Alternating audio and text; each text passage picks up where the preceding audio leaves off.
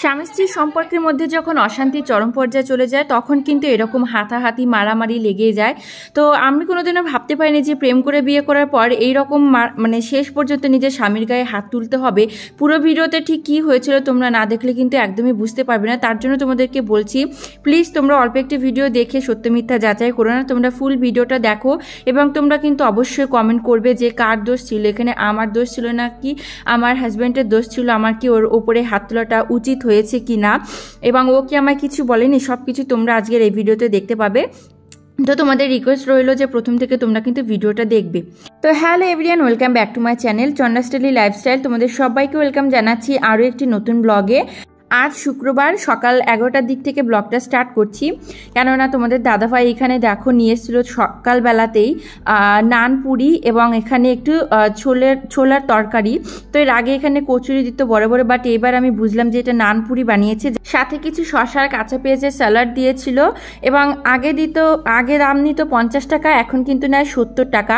তো যাই হোক, খেতে বেশ ভালোই হয়েছিল, যেরকম আর কি হয় আমাদের ওয়েস্ট বেঙ্গলের মতন তো একদমই হয় না এখানকার তরকারি সবজি, কেননা সেখানে আলু কিন্তু থাকবেই কোনো রুটি তরকারি সবজির সাথে, বাট এখানে কিন্তু তরকারির মধ্যে কোনো আলু অ্যাড করে না এরা, একেবারে প্লেন পাতলা ঝোল থাকে আর শুধু চানার মটরগুলো আর ছোলাগুলো থাকে। তো সেটা তোমরা তরকারিটা দেখে তোমরা বুঝতে পেরেছো। খাওয়া দাওয়া করেছি, খাওয়া দাওয়া করে এবার রান্না করার পালা। তারপর এখানে দেখো রান্না করব আজকে হচ্ছে ডিম, 3টে ডিম সেদ্ধ করে নিয়েছিলাম, সেদ্ধ করে ডিমগুলোকে ভেজে নিলাম। তো আজকে একটু হালকা পাতলা খেতে ইচ্ছে করেছিল, দুদিন ধরে খুব মশলা খাওয়া হচ্ছিল, তো তার জন্য। তারপরে একটু ফুলকপি ছিল, একেবারে অল্প একটু দেখতে পাচ্ছ 3-4 পিস হয়েছিল, তো সেইগুলো দিয়ে ভাবলাম যে তাহলে ডিম রান্না করা যাক। তো এর মধ্যে কিন্তু আবার কিছু দেবো না বলে কিন্তু আবার পেঁয়াজ রসুন আদা সমস্ত কিছু দেওয়া হয়েছিল, বাট ভীষণ কিন্তু ভালো লেগেছিল। তোমরা এরকম করে কারা কারা রান্না করো অবশ্যই কিন্তু কমেন্ট করে জানিও। তো এখানে দেখো ফুলকপিগুলো আমি ভেজে নিলাম, তারপর আলুগুলো হালকা কিন্তু ডিমের সঙ্গে সেদ্ধ করা ছিল, মানে হালকা নরম হওয়া ছিল। তারপর সেই আলুগুলো কিন্তু তুলে নিয়েছিলাম জল থেকে এবং ভালো করে তেলের মধ্যে দিয়ে ফ্রাই করে নিচ্ছি। এই রকম করে রান্না করলে কিন্তু বেশ ভালো লাগে, এই রকম করে যদি তোমরা প্লেন করে রান্না করো তবেও কিন্তু ভালো লাগে। আজকে আমি একটু মশলা দিয়ে করেছি, কিন্তু ভীষণ ভালো হয়েছিল। তারপর এই যে দেখো আলুটা ভাজা হয়ে গেছে, আলুগুলোও কিন্তু তুলে নিচ্ছি এটার মধ্যে এবং এর মধ্যে আরও একটু তেল দিয়ে দিচ্ছি, কেননা কড়াইতে তেলটা কমে গেছিলো, এবং এর মধ্যে দিয়ে দিচ্ছি জিরে ফোড়ন, কেটে রাখা পেঁয়াজ কুচিগুলো দিয়ে দেবো, ভালো করে নাড়াচাড়া করে ভেজে নেব যতক্ষণ না পর্যন্ত বাদামি বাদামি কালার আসে।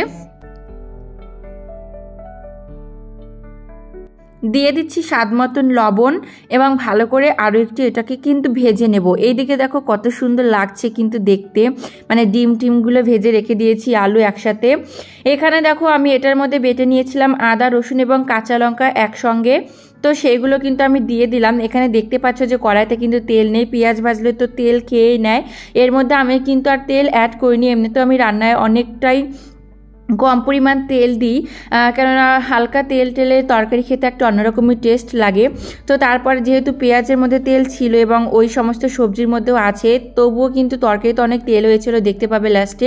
যাই হোক, তারপর দেখো ওখানে আমি একটু যেটার মধ্যে বাটলাম সেটাতে জল দিয়ে একটু ধুইয়ের মধ্যে দিয়ে ভালো করে কষাবো। এর মধ্যে দিয়ে দিচ্ছি হলুদ গুঁড়ো, জিরের গুঁড়ো আর ধনের গুঁড়ো দিয়ে ভালো করে দেখো কষাচ্ছিলাম এবং একটু একটু করে জল দিচ্ছিলাম, আরও একটু জল দিয়েছিলাম। ভালো করে এখন গ্যাসের পাওয়ারটা বাড়িয়ে দিয়ে হাতা দিয়ে নেড়ে নেড়ে এটাকে কষাবো যতক্ষণ না পর্যন্ত এর উপর থেকে তেল ঝরে আসে। তারপর এর মধ্যে দিয়ে দেবো সবজিগুলো। ততক্ষণ তোমরা ভিডিওটা দেখতে থাকো এবং সঙ্গে থাকো। কথা বলতে বলতে দেখো কষানোটা হয়ে গেছে মশলা, এবং এর মধ্যে আমি কিন্তু ভেজে রাখা সবজিগুলো বলতে আলু আর ফুলকপিগুলো দিয়ে দিচ্ছি। ভালো করে একটু নেড়ে চেড়ে এটাতেও কষিয়ে নেব, দেন এর মধ্যে জল ঢেলে দেবো।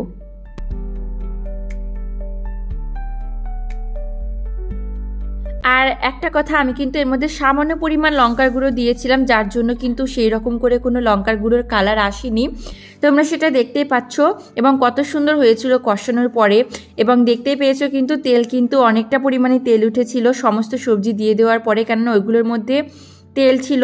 তারপর জল দিয়েছি, জলটা ফুটতে শুরু করলে দেখো ডিমগুলো আমি এর মধ্যে দিয়ে দিচ্ছি। 3টে ডিম রান্না করেছি, কেননা রাতের খাবারে তো আমাদের ঠিক ঠিকানা থাকে না, আবার কি খাই না খাই, তো সেই জন্য 3টেই রান্না করেছি। এবং এর মধ্যে সামান্য পরিমাণ গরম মশলা ছিটিয়ে দিচ্ছি, আরও একটু জিরের গুঁড়ো দিয়েছিলাম এবং সামান্য পরিমাণ এর মধ্যে দিয়ে দেব চিনি।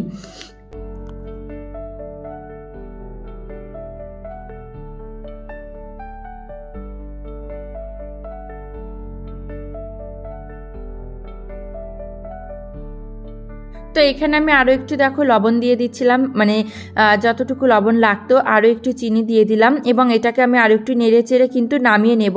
তো যেই কথাটা হচ্ছে ভিডিওর ইন্ট্রোতে তোমরা দেখতে পেয়েছো, যেটা মানে আমার হাজব্যান্ডের সাথে আমার মারামারির একটা ভিডিও মুহূর্ত, তো সেইটুকুই তোমাদের সাথে শেয়ার করবে এই ভিডিওতে। তার আগে যা যা করেছি সেগুলো একটু শেয়ার করে নিলাম ভিডিওর মধ্যে, তারপর সেইটুকু যখন ভিডিও ক্লিপটা আবার আসবে তোমাদের সাথে তো মেন বিষয়টা শেয়ার করবই। যাই হোক, কথা বলতে বলতে আমার রান্নাটা হয়ে গেছে, দেখতেই পাচ্ছ। আমি কিন্তু তরকারিটা বাটি না আর কি, একটু বড় সাইজই, তো এইটুকু পরিমাণ হয়েছে। এটার মধ্যে কিন্তু তরকারিটা ঢেলে নিলাম, ভালো করে একটু সাজিয়ে নিচ্ছি, ছবি তুলবো তার জন্য। এবং কড়াইটা কিন্তু আমি ধুয়ে কড়াইয়ের মধ্যে আবারও তেল দিয়ে দিলাম এবং এখানে সামান্য পরিমাণ কালো জিরা আর জিরে ফোড়ন দিয়ে একটা নতুন জিনিস রান্না করছি। তোমরা অবশ্যই করে ট্রাই করতে পারো, বা যারা যারা খাও কমেন্ট করে জানিও। ফুলকপির যে ডাঁটাগুলো ছিল সেগুলো আমি একেবারে ঝুরি ঝুরি করে কেটেছিলাম এবং তার মধ্যে একটু আলু দিয়ে সেগুলোকে আগে লবণ দিয়ে ভাপিয়ে জলটা ফেলে দিয়েছিলাম নরম হয়ে যাওয়ার জন্য, কেননা ওইগুলো তো অত একটা নরম হতে চায় না। এবং সেগুলোর মধ্যে আমি সর্ষে আর পোস্ত দিয়ে রান্না করেছিলাম, ব্যাস, আর কিচ্ছু দিইনি। কাঁচা লঙ্কা দিয়ে জাস্ট অসাম লাগছিল, মানে এত সুন্দর হয়েছিল। তোমাদের দাদাভাই তো খেয়ে পুরো পাগল হয়ে গেছিলো, আর ডেইলি আমাকে বলে এখনো পর্যন্ত যে ওই রকম করে আবার রান্না করো। যাই হোক, এই যে দেখো আমার ডিমের ঝোলে কালারটা, ওপর দিয়ে কিন্তু তেল ভাসছিল। এখানে দেখতে পাচ্ছ এই যে এই মুহূর্ত, মানে খাওয়া দাওয়া কমপ্লিট করার পর আমি বলছিলাম যে আমাকে কিছু গিফট দাও, কিছু গিফট দাও, অনেকদিন হয়ে গেল আমাকে কোনো গিফট দাও না, বাট ও কিন্তু সেটা দেখছিলই না, ফোন দেখাতেই ব্যস্ত ছিল। এবং আমার প্রচুর কিন্তু রাগ হয়ে গেছিলো, একটা মানুষের কত সহ্য হয় বলো, আমাকে কোনো গিফটই দেয় না। তো তার জন্য আর কি আমরা একটু ওই রকম করছিলাম, সেই রকম কোনো সিরিয়াসলি কোনো ব্যাপার কিন্তু নেই, সেটুকু একটু ইন্ট্রোতে তোমাদেরকে দিয়েছিলাম। দেখো খাওয়া দাওয়া করে সমস্ত থালা বাসন টাসন ধুয়ে নিয়েছি, এই যে এখানে সমস্ত কিছু কিন্তু গুছিয়ে রাখছিলাম। এবং রাতের বেলায় কি খাবো, তোমাদের দাদাভাই বাড়িতে থাকলে আমাকে অনেকটা হেল্প করে, ও তো বেশিরভাগ টাইম রান্নাও করে। এখানে খিচুড়ি খেতে ইচ্ছে করেছিল, খিচুড়ি বসিয়েছিলাম, ও আমাকে দেখো আদাটা কিন্তু কেটে দিচ্ছিল এবং বেটেও দিয়েছিল। এদিকে আমি খিচুড়ির মধ্যে জিরে গুঁড়ো, ধনে গুঁড়ো এবং ঘি দিচ্ছিলাম, ও একটু ক্যামেরা ধরে দিচ্ছিল। ভীষণ ভালো হয়েছিল খিচুড়িটা, তোমরা তো বুঝতেই পারবে খিচুড়িটা মানে দেখলে এত সুন্দর হয়েছিল, কালার খেতেও কিন্তু জাস্ট অসম হয়েছিল। এবং দেখো আলুগুলো কিন্তু ও কেটে দিয়েছিল, ভাজা খাবে তার জন্য। এবং খিচুড়ি সাথে থাকলে কিন্তু ওর কিন্তু ডিম ভাজা লাগেই, মেনলি ওর জন্যই করা, এবং দুজনেই খেয়েছিলাম। সার্ভ করে নিয়েছি, কেমন হয়েছে অবশ্যই করে কমেন্ট করে জানিও দেখতে।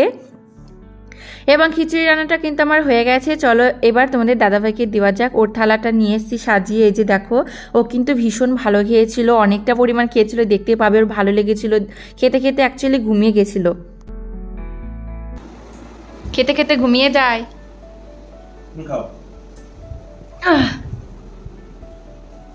কেমন এসে?